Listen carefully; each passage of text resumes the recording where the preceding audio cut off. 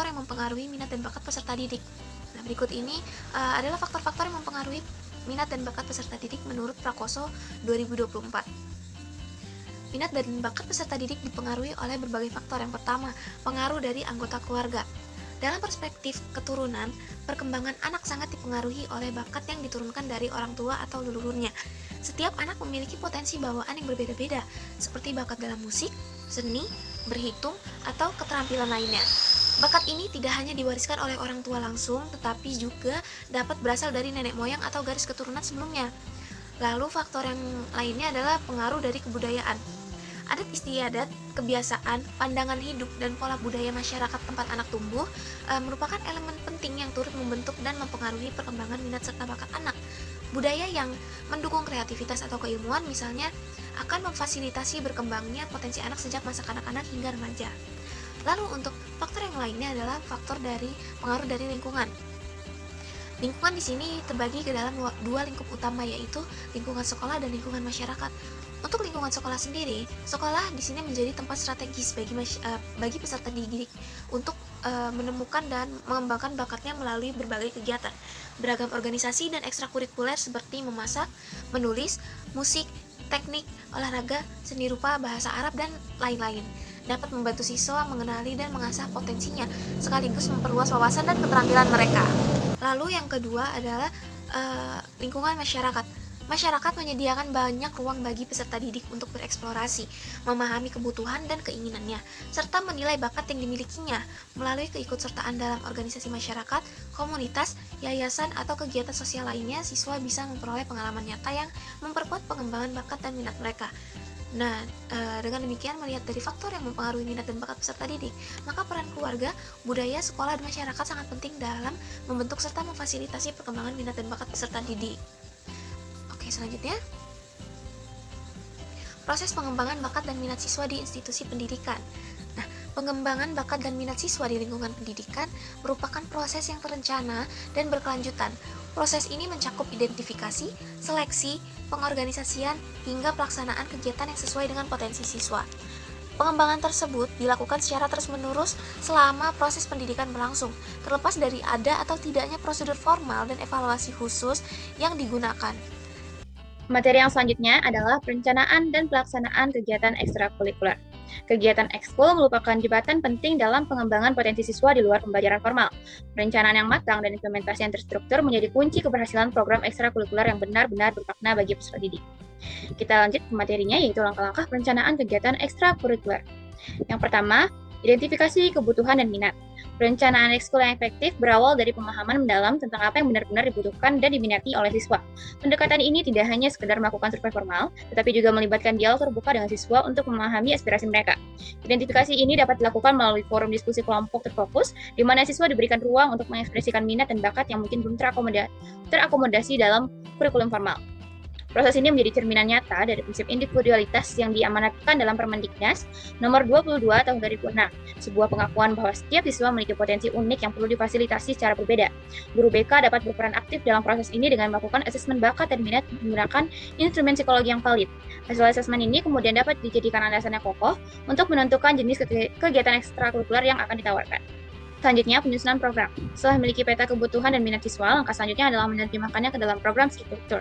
Program ini bukan hanya sekedar daftar kegiatan, melainkan dokumen perencanaan komprehensif yang memuat yang pertama itu ada visi dan tujuan jangka panjang yang ingin dicapai. Yang kedua, tujuan operasional yang terukur untuk satu periode, yaitu untuk satu semester atau satu tahun ajaran. Lalu kurikulum dan materi pengembangan untuk setiap pertemuan. Selanjutnya, metode pembelajaran dan pelatihan yang akan ditetapkan. Lalu instrumen evaluasi kemajuan yang dapat digunakan secara berkala. Tahapan selanjutnya yaitu pengelolaan sumber daya. Aspek krusial dalam perencanaan adalah memastikan ketersediaan sumber daya yang memadai untuk menjalankan program. Penganggaran yang realistis menjadi fondasi penting dengan mempertimbangkan yang pertama, biaya pengadaan dan pemeliharaan peralatan dan fasilitas. Yang kedua, insentif untuk pelatih dan pembina, lalu anggaran untuk kompetensi dan kegiatan khusus, lalu dana kontingensi untuk kebutuhan tidak terduga. Tahapan selanjutnya, penjadwalan dan infrastruktur. Penjadwalan kegiatan ekskul perlu mempertimbangkan berbagai faktor untuk memastikan keseimbangan dan efektivitas. Jadwal disusun harus mempertimbangkan yang pertama, beban belajar siswa dalam kurikulum formal, selanjutnya ketersediaan fasilitas dan pelatih, lalu kondisi cuaca dan musim, terutama untuk kegiatan yang keluar ruangan. Yang tidak kalah penting yaitu kalender akademik sekolah, termasuk ujian dan kegiatan khusus. Oke, tahapan selanjutnya pemilihan pembina. Figur pembina atau pelatih memegang peranan vital dalam keberhasilan program ekstrakurikuler. Pemilihan pembina ini tidak hanya didasarkan pada keahlian teknis, tetapi juga kemampuan pedagogis dan pemahaman tentang psikologis remaja. Kriteria ideal dalam pemilihan pembina ini yang pertama, kompetensi teknis yang terverifikasi melalui sertifikasi atau pengalaman. Yang kedua, kemampuan komunikasi dan pendekatan yang sesuai dengan karakteristik siswa. Selanjutnya, integritas dan komitmen terhadap pengembangan karakter siswa. Selanjutnya, kesediaan untuk terus mengembangkan diri. Oke, next, materi kita selanjutnya yaitu prinsip-prinsip pelaksanaan kegiatan ekstrakurikuler yang efektif. Yang pertama, sukarela dan berbasis minat. Prinsip sukarela dan berbasis minat dalam kegiatan ekskul bukanlah hanya sekedar slogan, melainkan filosofi fundamental yang melandasi efektivitas program. Ketika siswa mengikuti kegiatan berdasarkan ketertarikan, motivasi intrinsik mereka akan terjaga, bahkan ketika menghadapi tantangan dalam proses pembelajaran. Untuk memastikan prinsip ini terpenuhi, sekolah dapat menerapkan sistem pendaftaran yang memberikan ruang pilihan pada siswa. Sistem poin atau kuota yang memungkinkan siswa memilih beberapa kegiatan sesuai prioritas minat mereka dapat menjadi alternatif yang efektif. Pendekatan ini juga diimbangi dengan sesi orientasi yang komprehensif, di mana siswa mendapatkan gambaran utuh tentang setiap kegiatan sebelum membuat keputusan. Yang selanjutnya yaitu pengembangan holistik. Ekstrakurikuler yang dirancang dengan baik adalah mampu menyentuh berbagai dimensi perkembangan siswa secara seimbang. Sebagai contoh, ekskul teater tidak hanya mengembangkan kemampuan akting, tapi juga pemahaman terhadap karakter dan alur cerita, serta empati dan kepercayaan diri. Pendekatan holistik ini dapat diimplementasikan dengan menerapkan metode pelatihan yang variatif. Dalam ekskul sains, misalnya, siswa tidak hanya melakukan eksperimen, tetapi juga mendiskusikan implikasi etis dari sebuah penemuan ilmiah, dan menganalisis data hasil percobaan. Pengembangan holistik juga tercermin dalam proporsi yang seimbang antara kegiatan individu dan kelompok. Siswa perlu mendapatkan kesempatan untuk mengembangkan kemandirian sekaligus kemampuan berkolaborasi dalam suatu rangkaian program yang terintegrasi. Poin selanjutnya yaitu fleksibilitas dan adaptabilitas. Dunia pendidikan selalu dihadapkan pada perubahan dan situasi yang tidak terduga. Contohnya kemarin pandemi COVID-19 telah memberikan pelajaran berharga tentang pentingnya fleksibilitas dan adaptabilitas dalam pengelolaan kegiatan ekskul. Prinsip ini dapat diaplikasikan melalui yang pertama, desain program yang memungkinkan transisi antara mode daring dan luring. Selanjutnya materi pembelajaran yang dapat disajikan dalam berbagai format. Selanjutnya sistem evaluasi yang dapat disesuaikan dengan kondisi pelaksanaan. Poin selanjutnya, evaluasi berkelanjutan. Evaluasi ekstrakurikuler yang efektif bersifat multidimensi dan berkelanjutan. Terdapat 3 jenis evaluasi. Yang pertama, evaluasi formatif, yaitu evaluasi yang dilakukan selama proses kegiatan untuk memantau kemajuan dan pemberian umpan balik secara langsung. Yang kedua itu evaluasi sumatif, yaitu mengukur pencapaian tujuan di akhir program melalui berbagai bentuk asesmen. Selanjutnya ada evaluasi reflektif, yaitu mengajak seluruh pemangku kepentingan untuk menganalisis kekuatan, kelemahan, peluang, dan tantangan program ini secara holistik. Poin selanjutnya yaitu keterlibatan aktif siswa. Paradigma baru dalam pengelolaan ekskul melihat siswa bukan sekedar peserta pasif, melainkan kolaboratif aktif dalam seluruh siklus program. Keterlibatan aktif ini dapat difasilitasi melalui yang pertama, pembentukan dewan siswa untuk kegiatan setiap ekstrakurikuler, yang kedua, pemberian tanggung jawab kepemimpinan secara bergilir, selanjutnya pelibatan dalam evaluasi dan perencanaan program. Materi selanjutnya yaitu kolaborasi antara sekolah, pembina, orang tua, dan peserta didik. Yang pertama, peran sekolah. Sekolah memiliki peran yang lebih strategis dari sekedar penyedia anggaran dan fasilitas. Sebagai institusi pendidikan, sekolah perlu membangun ekosistem yang mendukung berkembangnya kegiatan ekskul, antara lain itu melalui yang pertama, kebijakan yang mengakui dan menghargai prestasi non-akademik, lalu sistem insentif bagi guru yang terlibat dalam pembinaan ekstrakurikuler, selanjutnya integrasi kegiatan ekskul dalam budaya dan identitas sekolah. Poin selanjutnya yaitu pembina sebagai mentor dan fasilitator. Peran pembina ekstrakurikuler telah berevolusi dari sekedar pengajar teknis menjadi mentor yang menginspirasi. Pendekatan pembinaan yang efektif bercirikan yang pertama, pembelajaran berbasis pengalaman, lalu fasilitas refleksi yang mendalam, lalu pendampingan yang disesuaikan dengan kebutuhan individual. Yang ketiga, peran orang tua. Orang tua memiliki peran yang tidak tergantikan dalam mendukung keterlibatan anak dalam kegiatan ekskul. Dukungan ini tidak terbatas pada aspek finansial, tapi juga mencakup yang pertama motivasi dan apresiasi, lalu juga pengantaran dan penjemputan untuk kegiatan di luar jam sekolah, lalu juga kehadiran pada pertunjukan dan kompetensi. Lalu yang terakhir itu ada peran siswa. Pandangan yang menempatkan siswa sebagai objek pasif dalam kegiatan ekskul sudah tidak relevan lagi. Siswa masa kini perlu dilihat dan diperlakukan sebagai protagonis dan dalam pengembangan diri mereka sendiri. Peran aktif ini dapat difasilitasi melalui yang pertama, keterlibatan dalam perencanaan dan evaluasi program, lalu pemberian tanggung jawab dan pengorganisasikan kegiatan. Selanjutnya, kesempatan untuk menjadi mentor bagi junior. Oke, selanjutnya kita masuk ke evaluasi kegiatan ekstrakurikuler dalam pembinaan peserta didik. Nah, ekstrakurikuler ini sendiri merupakan suatu program yang dibuat oleh sekolah. Dan evaluasi program adalah proses untuk menentukan nilai atau manfaat dari suatu kegiatan berdasarkan hasil dalam pelaksanaan sebuah program untuk menentukan tingkat keberhasilan dan memperoleh keputusan seperti menghentikan program, merevisi program, ataupun melanjutkan suatu program.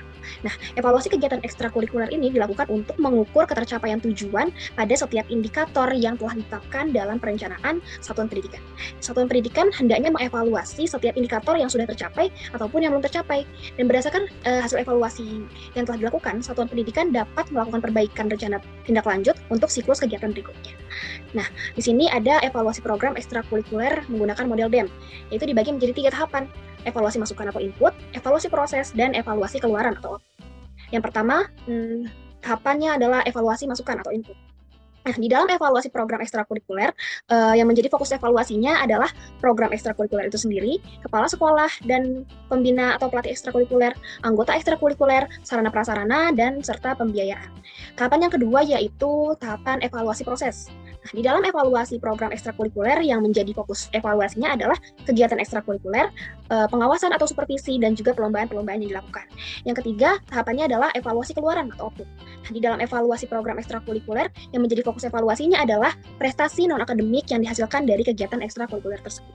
Dan setiap proses evaluasi yang dimulai dari masukan, proses, dan keluaran ini akan menghasilkan suatu rekomendasi. Dan rekomendasi ini dapat dijadikan masukan dalam pengambilan keputusan. Oke, kita selanjutnya kita masuk ke pembahasan berikutnya, yaitu mengenai apa aja sih faktor-faktor pendukung keberhasilan ekstrakurikuler dalam pembinaan peserta didik gitu ya. Nah, ini ada 6 faktor yang diungkapkan oleh Fikriani tahun 2022. Kita bahas satu persatu ya. Jadi, yang pertama, faktor yang pertama itu adalah pemberian apresiasi atau dorongan pada setiap selesai pelaksanaan kegiatan ekstrakurikuler. Jadi teman-teman, ketika seorang pelatih atau seorang pembina itu dia nggak cuma mengajarkan teknik aja, tapi dia juga memberikan atau menyiapkan kata-kata motivasi gitu di setiap akhir pertemuannya. Kayak misalnya kayak kalian hari ini keren banget gitu, coach bangga deh sama kalian misalnya gitu ya. Nah, ternyata itu tuh menjadi bahan bakar psikologis buat peserta didik gitu. Jadi praktik pemberian umpan balik positif tersebut itu akan menciptakan efek berantai. Jadi ketika siswa ini diapresiasi gitu, diberikan dorongan, siswa merasa dia dihargai, kemudian akan tumbuh motivasi intrinsik yang nantinya akan memberikan efek terhadap peningkatan prestasinya mereka gitu. Jadi ternyata ini bukan sekadar basa-basi aja, tapi ini juga merupakan strategi pembinaan yang berdampak jangka panjang. Kemudian faktor yang kedua itu adalah adanya minat dan bakat siswa.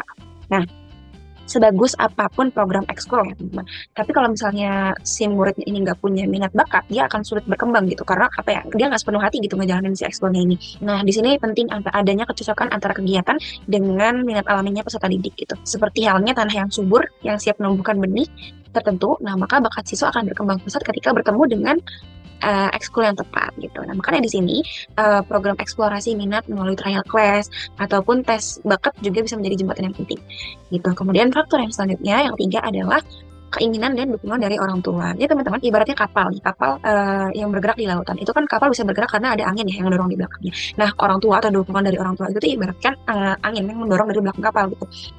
Jadi bukan sekedar izin mengikuti kegiatan aja, jadi bentuk support itu, tapi juga meliputi apa? Yang pertama ada antusiasmenya, menanyakan perkembangannya, misalnya setiap pulang ekskul, orang tuanya tuh nanya, kamu hari ini belajar apa aja gitu, dan bisa apa aja tadi dari ekskul tadi. Kemudian dia juga, orang tuanya ini juga menyediakan waktu untuk latihan di rumah.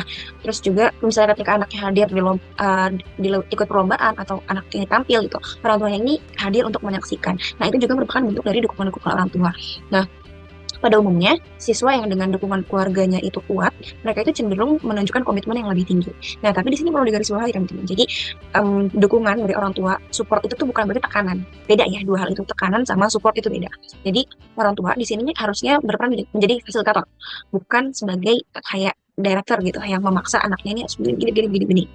Kemudian, faktor yang keempat itu adalah fasilitas yang memadai. Nah, teman-teman, coba bayangin kalau misalnya klub basket tanpa lapangan. Mereka mau latihan di mana? Terus misalnya sebuah kelompok paduan suara, tapi dia nggak punya ruangan untuk latihan gitu. Nah, itu kan nggak bisa ya, nggak bisa, pasti mereka kayak nggak bisa berkembang gitu, nggak bisa jalan sekolahnya ini. Nah, seberapa besar pun bakat seseorang, ia membutuhkan sarana untuk berkembang. Nah, fasilitas di sini tuh tidak selalu berarti yang mahal. Yang penting memenuhi 3 kriteria. Kriteria yang pertama, memadai atau sesuai kebutuhan. Kriteria yang kedua, aman. Dan kriteria yang ketiga itu adalah mudah diakses. Faktor yang selanjutnya, yang kelima, itu adalah kemampuan peserta didik yang kurang. Nah, mungkin teman-teman bingung ya, kenapa kemampuan peserta didik yang kurang ini kok jadi faktor pendukung juga gitu. Nah, ternyata justru keterbatasan kemampuan awal peserta didik ini sering menjadi pendorong kesuksesan dalam ekskul gitu. Kenapa?